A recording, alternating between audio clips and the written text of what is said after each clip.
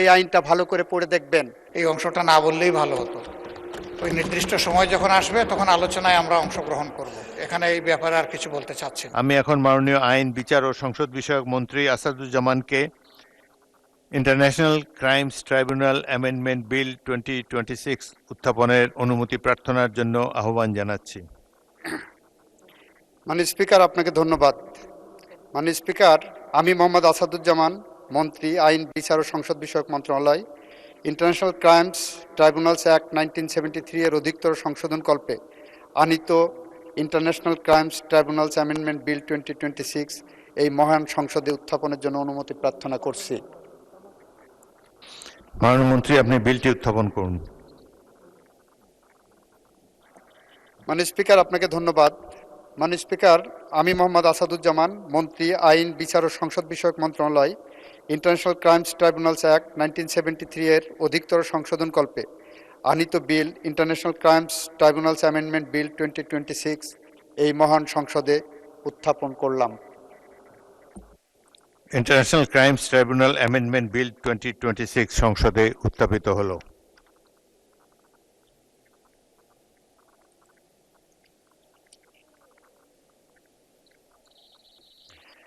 আমি এখন মাননীয় আইন, বিচার ও সংসদ বিষয়ক মন্ত্রী জনাব আসাদুজ্জামানকে সংসদে উত্থাপিত আকারে international crimes tribunal amendment bill 2026 অবিলম্বে বিবেচনার প্রস্তাব উত্থাপনের জন্য আহ্বান জানাচ্ছি। মাননীয় স্পিকার, আপনাকে ধন্যবাদ। মাননীয় speaker, international crimes tribunals act 1973 এর অধিকতর সংশোধনকল্পে আনীত international crimes tribunals amendment bill 2026 এই অবিলম্বে এই মহান সংসদে বিবেচনার জন্য গ্রহণ করা হোক। মাননীয় সদস্যবৃন্দ, সংসদের সামনে প্রশ্ন হচ্ছে সংসদে উত্থাপিত আকারে international crimes tribunal amendment bill 2026 অবিলম্বে বিবেচনার জন্য গ্রহণ করা হোক।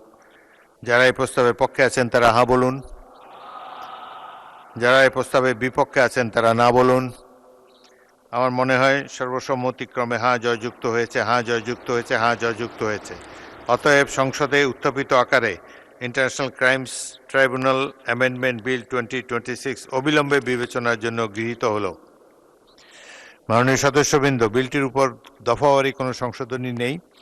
আমি এখন বিলের দফাগুলো সংসদে পেশ করছি। সংসদের সামনে প্রশ্ন হচ্ছে বিলের দফা 2, 3, 4, 5, 6, 7, 8, 9, 10, 11, 12, 13, 14, 15, 16, 17, 18, 19, 20, 21 এ বিলের অংশ হিসাবে গ্রহণ করা হোক। যারা এই প্রস্তাবের পক্ষে আছেন তারা হ্যাঁ বলুন। যারা এই প্রস্তাবের বিপক্ষে আছেন তারা না বলুন। আমার মনে হয় সর্বসম্মতিক্রমে হ্যাঁ জয়যুক্ত হয়েছে, হ্যাঁ জয়যুক্ত হয়েছে, হ্যাঁ জয়যুক্ত হয়েছে। অতএব বিলের দফা 2, 3, 4, 5, 6, 7, 8, 9, 10, 11, 12, 13, 14, 15, 16, 17, 18, 19, 20, 21 এ বিলের অংশ হিসাবে গৃহীত হলো।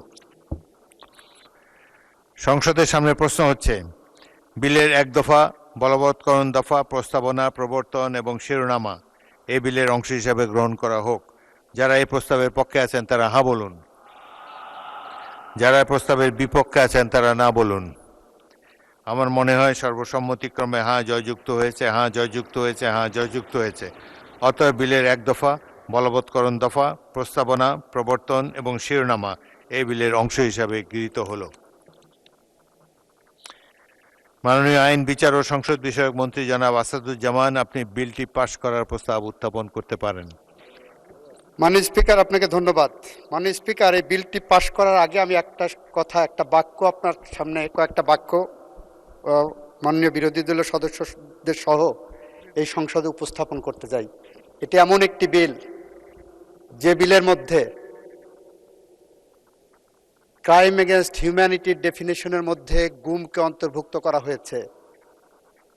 এটি এমন একটি বিল যে বিলের মাধ্যমে আমরা আন্তর্জাতিক অপরাধ ট্রাইব্যুনালে গুমের বিচারকে সঠিক পথে নিয়ে যাওয়ার জন্য আমরা গুমকে একটি মানবতা বিরোধী অপরাধ হিসেবে ডিফাইন করেছি।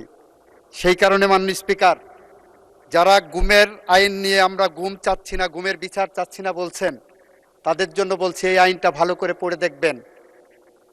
যে গুমটা ক্রাইম এগেনস্ট হিউম্যানিটিতে ছিল না, গুমটা ক্রাইম এগেনস্ট হিউম্যানিটির মধ্যে আমরা অন্তর্ভুক্ত করে গুমের ব্যাপারে আমরা যে বিচার করতে বদ্ধপরিকর সেইটারই একটি ডেমনস্ট্রেশন এ আইনের মধ্যে আমরা এনেছি মাননীয় স্পিকার। মাননীয় স্পিকার, আমি মোহাম্মদ আসাদুজ্জামান, মন্ত্রী, আইন, বিচার ও সংসদ বিষয়ক মন্ত্রণালয়, ইন্টারন্যাশনাল ক্রাইমস ট্রাইব্যুনালস অ্যাক্ট 1973 এর অধিকতর সংশোধন কল্পে আনিত international crimes tribunals amendment bill 2026 উত্থাপিত আকারে পাশ করার জন্য আপনার সামনে উপস্থাপন করছি। বিলটি পাশ করা হোক। ধন্যবাদ মাননীয় মন্ত্রী।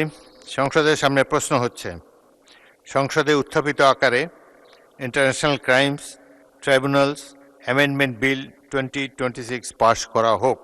যারা এই প্রস্তাবের পক্ষে আছেন তারা হ্যাঁ বলুন। যারা এই প্রস্তাবের বিপক্ষে আছেন তারা না বলুন। আমার মনে হয় সর্বসম্মতিক্রমে হ্যাঁ জয়যুক্ত হয়েছে, হ্যাঁ জয়যুক্ত হয়েছে, হ্যাঁ জয়যুক্ত হয়েছে। অতএব সংসদে উত্থাপিত আকারে international crimes tribunal amendment bill 2026 সর্বসম্মতিক্রমে পাশ হলো।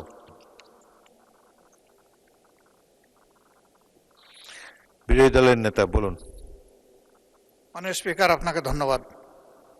এই বিলটি পাশ করা প্রসঙ্গে মাননীয় আইনমন্ত্রী যে কথাগুলো বলেছেন, আমার কাছে এটা অনাহুত এবং এইটার সাথে আমি এটাকে সম্পৃক্ত মনে করি না। এই অংশটা না বললেই ভালো হতো। ওই নির্দিষ্ট সময় যখন আসবে তখন আলোচনায় আমরা অংশগ্রহণ করব। এখানে এই ব্যাপারে আর কিছু বলতে চাচ্ছি না। ধন্যবাদ আপনাকে। মাননীয় আইনমন্ত্রী, এই সম্পর্কে তো কেউ আপত্তিও দেয় নেই। আপনি যে সর্বশেষ যে কথাটি বললেন, কোনো আপত্তি তো এই সংসদে কারো কাছ থেকে শুনি নেই আমরা। আপনি কিছু বলবেন? আইনমন্ত্রীকে মাইক দিন। বাইরে গুমের বিচার করার ব্যাপারে এই সরকারের সদিচ্ছাকে অনেকে প্রশ্ন তোলার চেষ্টা করেছেন। সেই কারণে এই বিলটাকে আমরা উপস্থাপনের আগে আপনার সামনে ক্লিয়ার করলাম যে আমরা গুমের বিচার ব্যাপারে কতটা কমিটেড। এই সরকার গুমের সাথে সম্পৃক্ত অপরাধীদেরকে বিচারের আওতায় আনার জন্য কতটা কমিটেড সেইটাই মাননীয় স্পিকার আপনার মাধ্যমে গোটা পার্লামেন্ট এবং দেশবাসীকে অবহিত করলাম। মাননীয় মন্ত্রী, বাইরে কত লোক কত কথা বলে, আপনি সংসদের মধ্যে মাননীয় যে স্পিকার, আলোচনা আপনাকে হয়, ধন্যবাদ। আপনি সংসদের আলোচনার মধ্যে সংসদ সদস্যদের বক্তব্যের মধ্যে আপনার বক্তব্য সীমাবদ্ধ রাখেন। বাইরের কথা শোনার প্রয়োজন জাতীয় সংসদে এখন নাই। এখানে আইন অনুযায়ী, বিধি অনুযায়ী যেটি উত্থাপিত হবে সে ব্যাপারেই আমরা কার্যক্রম গ্রহণ করব। ধন্যবাদ। এ ব্যাপারে আর বক্তব্য শোনার প্রয়োজন নেই। ধন্যবাদ।